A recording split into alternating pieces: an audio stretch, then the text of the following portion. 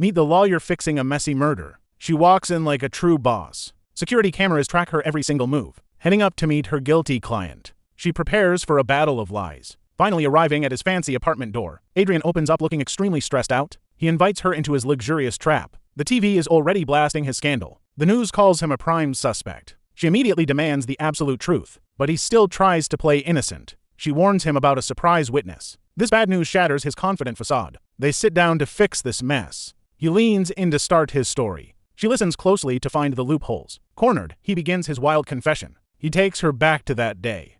It all started at a snowy hotel. He was waiting nervously by the window. He claims someone was blackmailing them both. The lawyer heavily doubts this convenient excuse. Back then, tension filled the hotel room. His secret lover Laura was extremely anxious. He tried to figure out a plan. Suddenly, a terrifying text message arrived. The blackmailer was coming to expose them. He grabbed the blackmail money to flee. He insists he was knocked out next. Waking up confused on the hotel floor, he stumbled up in a total daze. He turned around and saw the horror. Heavy knocks echoed from the room door. Laura was dead on the bathroom floor. The police were breaking in right outside. He panicked and grabbed her lifeless body, desperately trying to wake her up, but the cops quickly swarmed the room. In the present, he plays the victim. The lawyer knows this story is flawed. The room was locked from the inside. Even the windows had been securely sealed. There was literally no escape route outside. Yet he still denies being the killer. The police dragged him away that day. He even lost his wife over this. Sitting in jail, his life was over. The lawyer coldly rejects his fake innocence. She pushed him to reveal the truth. Because the clock is ticking right now, she stares him down without any mercy, demanding to know what really happened earlier. She slaps a newspaper on the table. It shows a young boy gone missing. This changes the entire direction of things. She knows this boy is the key. He looks at his perfect family photo, before everything went completely off the rails, when he was just a cheating husband, having secret getaways with his beautiful lover, living a double life full of lies. They were at a cabin that weekend. Laura wanted to leave her husband too, but he was too attached to family. On the way back, they drove together, taking a shortcut to avoid being seen, deep into the quiet, isolated mountain roads, trying to get home before arousing suspicion. Laura brought up their messy relationship again. She wanted him all to herself now. The conversation quickly turned into an argument. He got completely distracted from the road. Tension peaked as they angrily yelled. And then a deer suddenly jumped out. He swerved hard to avoid the animal, causing a massive crash with another car. They stumbled out feeling extremely dizzy. Laura rushed over to check the damage. She looked inside the other wrecked vehicle. The young driver was already completely dead. Adrian stood there in pure utter shock. Then the dead boy's phone started ringing. Laura grabbed it in a total panic. They argued about calling for an ambulance, but calling the police meant exposing everything. He violently grabbed her to stay quiet, convincing her to cover this up, because their lives would be completely ruined. Suddenly, another car approached from the distance. They quickly pretended they just bumped together, hiding the dead boy from the stranger. The driver asked if they needed help. Laura smoothly lied to send him away. They successfully dodged a massive bullet there, but now they had a bigger problem. He had to get rid of him. He walked back to the victim's car. Blood was literally dripping onto the road. He prepared to take the car away. Meanwhile, Laura would fix their own vehicle. They split up to complete the cover-up, committing to a completely unforgivable dark crime. Laura watched him drive the corpse away, leaving her entirely alone on the road. He drove the car into the night, heading towards a deep and isolated lake. Back in the present, guilt consumes him. Recalling that horrible night breaks his mind. But the lawyer shows absolutely no sympathy. She forces him to finish the story. He parked right by the water edge, staring out into the cold, dark abyss. Knowing this would haunt him forever, he hesitated for a brief, cowardly moment. Then he stepped out to finish it.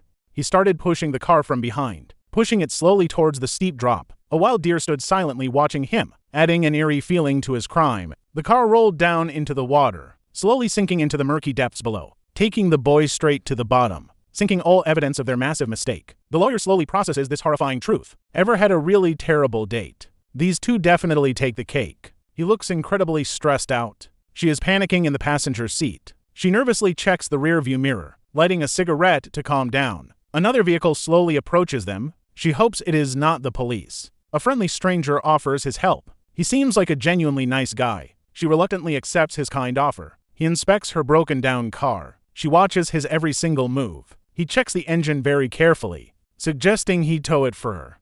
He attaches the car to his truck. She rides shotgun in his vehicle. He drives them into the darkness. She looks absolutely terrified right now. He just smiles and chats away, driving further into the creepy woods. She desperately tries to act normal, secretly texting her wealthy married lover. He is busy hiding their dirty crime. She calls him for quick updates. trying to keep her fake story straight. Looking out the window in sheer panic, they finally arrive at a cozy house. His wife warmly greets the stranded stranger. She seems like a very sweet lady. Laura rushes to wash her dirty hands, trying to wash away her heavy guilt. She stares blankly into the bathroom mirror. Then she wanders into their living room, spotting some old family photo albums and some creepy masks on the walls. The husband finishes fixing her luxury car. The wife kindly pours her some tea. Laura holds the cup very tightly. The wife just keeps on cheerfully talking, making Laura feel even more guilty inside. Then Laura sees a familiar framed photo, and her heart completely stops beating instantly. It is the boy they just killed. The husband walks back inside the house. Laura quickly tries to hide her panic. She abruptly grabs her stuff to leave, wanting to escape this horrific living nightmare. The husband casually talks to his wife, while Laura frantically checks her expensive purse. The wife suddenly answers her ringing phone, looking very worried about her missing son. Laura nervously waits by the front door. The parents are getting really suspicious now. Laura finally speeds away from their property, leaving the poor parents behind completely clueless. The husband closely watches her drive off. Our millionaire is officially losing his mind. He meets up with Laura again later. He decides to completely destroy his car, taking it to a local dirty scrapyard, watching it get completely crushed and flattened. They meet secretly at a quiet diner, agreeing to never see each other again. He goes back to his normal life, but the severe paranoia is eating him. He smokes alone in his dark apartment, looking incredibly stressed and deeply worried constantly, trying hard to focus on his work, standing on his expensive luxury city balcony, having an awkward tense dinner with wife. He is definitely feeling the intense pressure. The news shows the police search continuing. He paces around his very dark room. He meets with a tough female lawyer. She is here to help him escape. She takes a very urgent phone call. Meanwhile, planes land at the busy airport. His fixer is actively working the case, making shady phone calls right now there. The lawyer demands the full honest truth. He acts like he is completely innocent. He goes to a tense police meeting. The detective showed him the crash photos, pressing him hard for his exact alibi. The detective does not really believe him. He tries to play dumb completely again. His own lawyer sits right beside him. The detective keeps asking very tough questions. He tries desperately to keep his cool. His lawyer defends him very poorly there. He meets his fixer on a rooftop. They discuss their sneaky little murder cover-up. The fixer warns him to be careful. Back to his serious meeting with lawyer. He rubs his neck in sheer panic. She carefully listens to his fake story. He uses a random public marina payphone, calling a mystery woman with short hair. He explains his elaborate new wild theory, walking into a very fancy city restaurant. The news reports some stolen bank funds. He realizes he is being totally framed, greeting his family like nothing bad happened. He meets the short-haired woman again soon. She is actually his sneaky, cruel blackmailer. He stares at her with pure hatred. He lies in bed completely awake tonight. Laura was actually the real evil mastermind. She secretly stole the dead boy's wallet, using it to transfer the stolen money, framing the dead boy for the theft. He tells this to the female lawyer. She writes it down very carefully now. He confronts his blackmailer about this plot. She just smirks back at him confidently. He is trapped in her evil web. She knows exactly what he did. He realizes his entire life is over. The lawyer keeps demanding the actual truth. He looks at her with utter defeat. The blackmailer continues to taunt him mercilessly. He stares at her, completely outsmarted finally. This deadly game is just getting started. Stay tuned for the next thrilling chapter. Let's dive into this glorious mess. The rich CEO met his lover. She angrily told him to back off. He thought he was perfectly safe, but their dark secret was surfacing. His tech company was booming fast. He won a huge business award, smiling with his perfectly clueless wife. The crowd cheered for his success, but his soul was completely rotting. Then a grieving father approached him. He cornered our guy in secret, handing him a fake business card. The father knew about his son.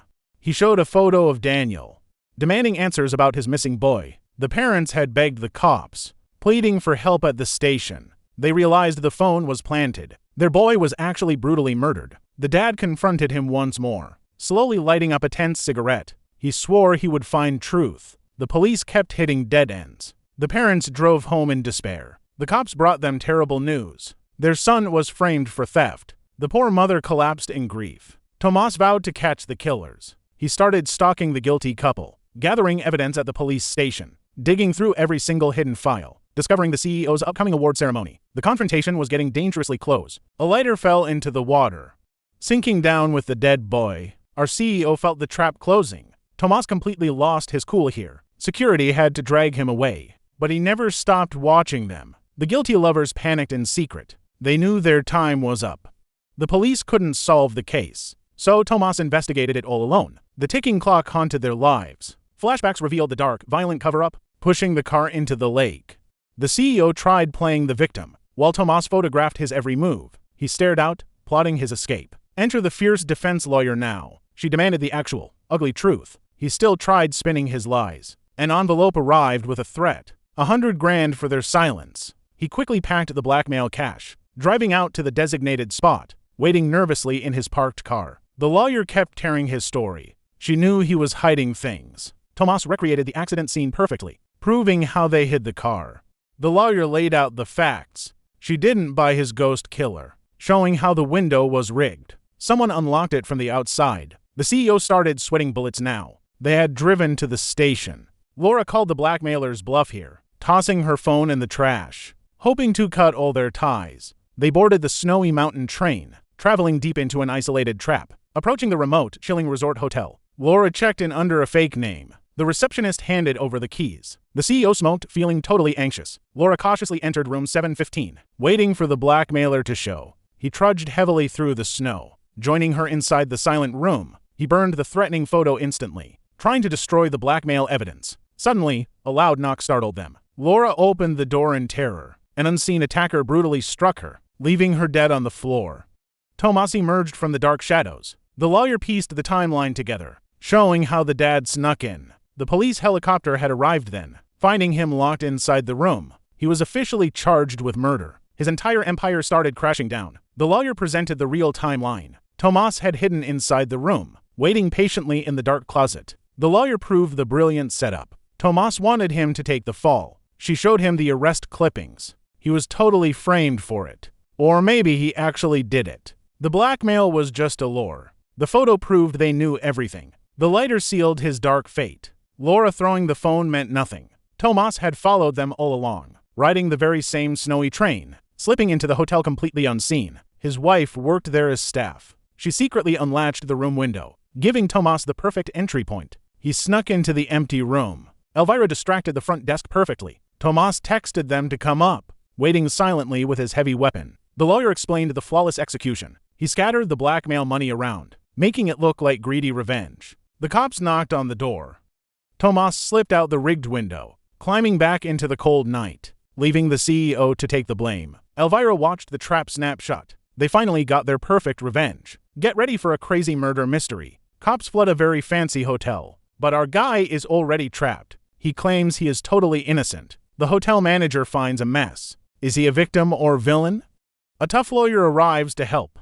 She answers a very urgent call. He nervously awaits her grand plan. His dead lover took shady photos. A fatal car crash started everything. They faked a huge bank fraud. He just stands there looking confused. She spins a wild new theory. They dumped the car at night.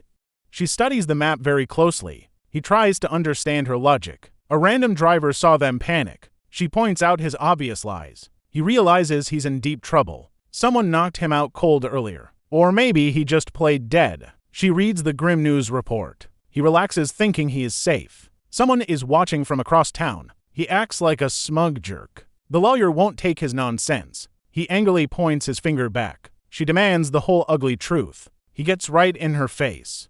His headache won't stop the grilling. She glares at his pathetic excuses. She tells him to stop lying. He desperately calls his shady fixer. They stole the dead boy's ID. His lover hatched a sinister plot. He meets his powerful rich boss. He finally starts telling the truth. They dragged the poor boy's body. She listens to his dark confession. He admits he is a monster. The news covers the missing boy. His lover felt super guilty later. She slowly lost her damn mind. The boy was trapped and terrified. The boy's mother cries in despair. The lover took a train ride. She called him from a payphone. He nervously paces his nice office. She hid in the hotel room. A car speeds to the scene. The snowy hotel hides dark secrets. He knocks on door number 715. They argue about the stolen money. He looks absolutely terrified and shocked. She knows he won't ever stop. Someone grabs a heavy metal statue. A body lies on the cold floor. He checks if the coast is clear. He nervously checks his shiny phone. He washes off the bloody mess. He practices his innocent victim face. He tells her his fake story. She calls him a huge idiot. He insists he did nothing wrong. He thinks he got away clean. They notice a man watching them. The dead boy's father is there. He turned around to face them. She explains the father's revenge plan. The police arrive at the hotel. He listens to her crazy warning. The father followed them absolutely everywhere. He staked out the apartment building. He looks like a grumpy stalker. He secretly investigated the whole case. He snapped photos of the lawyer. The rich guy is getting scared. She warns him not to lie. He finally admits he killed him. He looks down in pure shame. She got his full murder confession. He looks up, feeling quite relieved. They think they solved the case. Meanwhile, his fixer is at airports. The fixer bought off the cops. She looks at him with disgust. He thinks he is a genius. She left him to his fate. He feels like a total winner. He casually brushes his nice hair. She steps into the quiet elevator. He calls his fixer for updates. The fixer reports a huge problem. The real lawyer just showed up. He hangs up, feeling very confused. He checks the pen she left.